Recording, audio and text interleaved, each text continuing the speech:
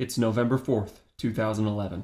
We're in Fort Worth, Texas for the WinStar World Casino 350 at Texas Motor Speedway. The WinStar World Casino 350K. Future Cup Series participant Ty Dillon is running his second ever race in the NASCAR Camping World Truck Series, and his inexperience has already got the best of him. He pulls onto pit road to serve a penalty after changing lanes before the green flag. This puts him a lap down, directly in front of the first and second place trucks, James Buescher and Kyle Busch. Buescher slows down in turn 3 to avoid running into Dillon, forcing Kyle to back off. This allows Ron Hornaday to enter the picture. Over the next couple of laps, Hornaday slowly reels in Busch and Buescher, while Dillon pulls away from them. Something's changed on the 31 after the encounter with Dillon, and it seems like he's lost a step. On the 13th lap, Kyle makes his move, but he can't pull it off. Hornaday is now alongside him. And here comes Hornaday for second, trying to take that spot away. How about that young driver, Ron Hornaday, trying to get by Kyle Busch here? I can only assume Phil Parsons is joking around here because, in case you weren't aware, in 2011, Ron Hornaday is 53 years old. In turn 2, Hornaday and Busch catch the lap-down truck of Johnny Chapman. Johnny is competing in his 46th truck race tonight.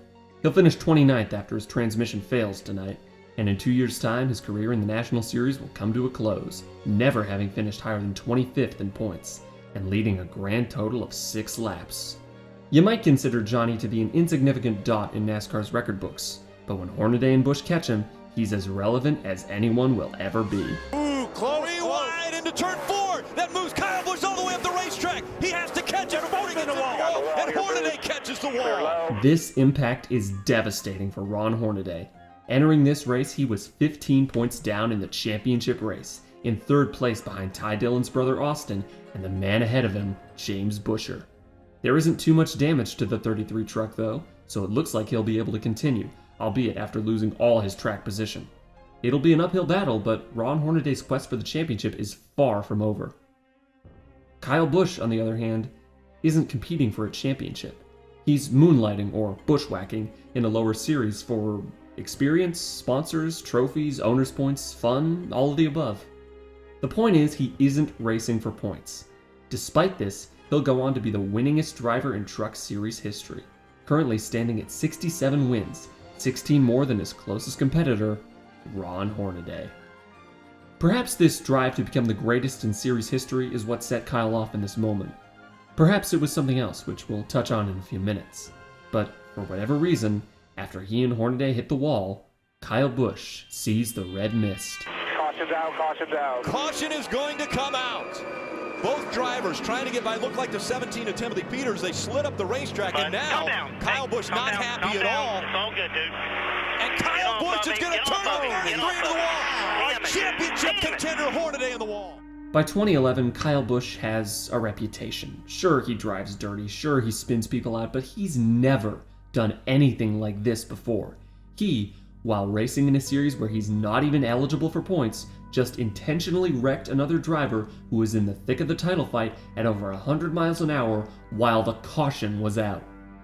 This is a legacy-defining moment, even more so than when he spun out NASCAR's most popular driver a few years back. The most popular YouTube upload of this crash is titled, "Why NASCAR Fans Don't Like Kyle Busch." What on earth would drive a man to do something like this? Let's hear Kyle's perspective. Well, if you consider Ron was in the championship, maybe Ron could have played it a little bit smarter on lap 15. And, so if I just lay over and give up everything for Ron Hornaday, that's not Kyle Busch's fashion. I'm out here to win a race just as much as anybody else is. And when he races up on my inside, gets loose, and takes me up to the fence, I ended up losing my cool. I'm sorry it was Ron Hornaday, and he's going after a championship. But the fact of the matter is, it's just, you can't place all blame on one person. There was 2 people that got into it to begin with, and there was 2 people that ended it. Huh. Kyle, sporting his best bad boy toque, places the blame on Hornaday before saying there's 2 sides to every story, equating this with that. He hasn't had much time to cool off here, so I wouldn't put too much stock in this answer. If we want to find a real motive for this incident, we're going to have to dig a little deeper.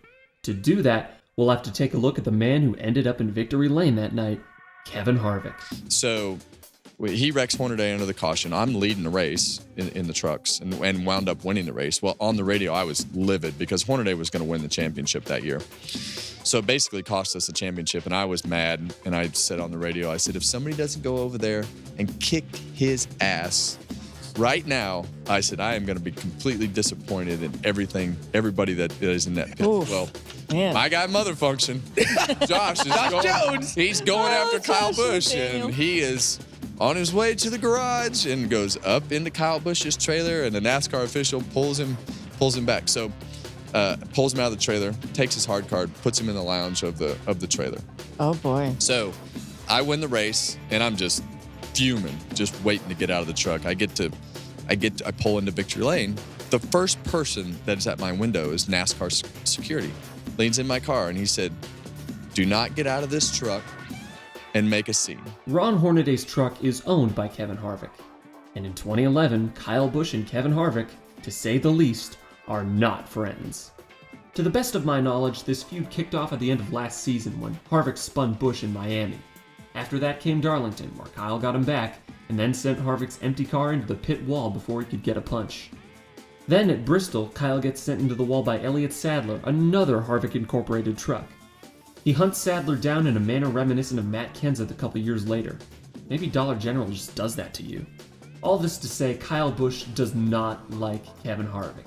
He doesn't like Harvick, he doesn't like Harvick's team, he doesn't like the people that drive for Harvick's team, and he especially doesn't like people that drive for Harvick's team putting him in the wall. But does that dislike really escalate to the point of right-hooking someone under caution? Well, there's one more potential inciting incident. But for that, we have to go back to 2004. It's the penultimate race of the NASCAR Busch Series season at Darlington, and a young Kyle Busch is within striking distance of the championship lead. He's running in third place behind Kevin Harvick and Ron Hornaday. At the start of the 27th lap, Kyle makes a move for second on Hornaday. He cuts to the bottom of the track where there's much less banking and inevitably drifts up, making contact with Hornaday. Ron saves his car before slowing it to a crawl. Marine mentality, they'll keep digging, and I hate all the Marines doing a heck of a job out there. Sorry, Mike, I didn't mean to interrupt you, but we had something involving Kyle Busch, and that just might give this championship to Martin Truex. Did Hornaday really throw out the anchor to smash Kyle's car on purpose?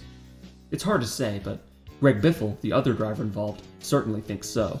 Ron Hornaday, I mean, that's it in a nutshell. I mean, that's why he doesn't going to race for Richard Childress anymore. And the guy's got zero talent, zero ability, and wouldn't let the five. The five had to run on him 2 or 3 times down the front stretch, and five kind of got into him because he ran the five down on the apron and brake checked him right in the middle of the corner and wrecked us all. And that just takes absolutely zero class to do that. I just hope they do something. I hope they penalize him or park him for the last race of the season, because stuff like that can't be tolerated. In 2004, Ron Hornaday was not parked. Kyle Busch should be parked for this race and maybe the rest of the season for that. In 2011, Kyle Busch will be. NASCAR parks him for both the Nationwide and Cup races, officially eliminating him from a title race he already had a slim to nil chance of winning. Michael McDowell fills in on Sunday and comes home in 33rd. From an outsider's perspective, this is where the story ends. Kyle returns to the 18 at Phoenix and stays there for 11 more years. But if a few things had gone just a little bit differently, that might not have been the case. For the final 2 races of 2011, Kyle Busch is sponsored by Interstate Batteries. While this isn't out of the ordinary, as they've been a regular sponsor for the 18 team since its inception, m&ms was originally scheduled to sponsor Kyle in those races. m&ms was also on the car at Texas when Kyle was parked. Deborah Sandler, Mars' chief consumer officer, said that Kyle's actions were unacceptable and do not reflect the values of Mars. She also states that m&ms will return to the 18 car for 2012 and beyond, which they do. Kyle's Cup Series sponsors aren't severing ties, but his anchor sponsor for the Nationwide Series is another story. Z-Line Designs, who had sponsored Kyle for years at the Grand National level, put out a statement a few days after the race. We were disappointed in Kyle Busch's actions during the NASCAR Camping World Truck Series race last weekend in Texas. As a sponsor, it is important that those who represent our company abide by certain standards of conduct. We have expressed our concerns directly to Kyle and Joe Gibbs Racing. We support NASCAR's decision and support Joe Gibbs Racing as they address this issue internally.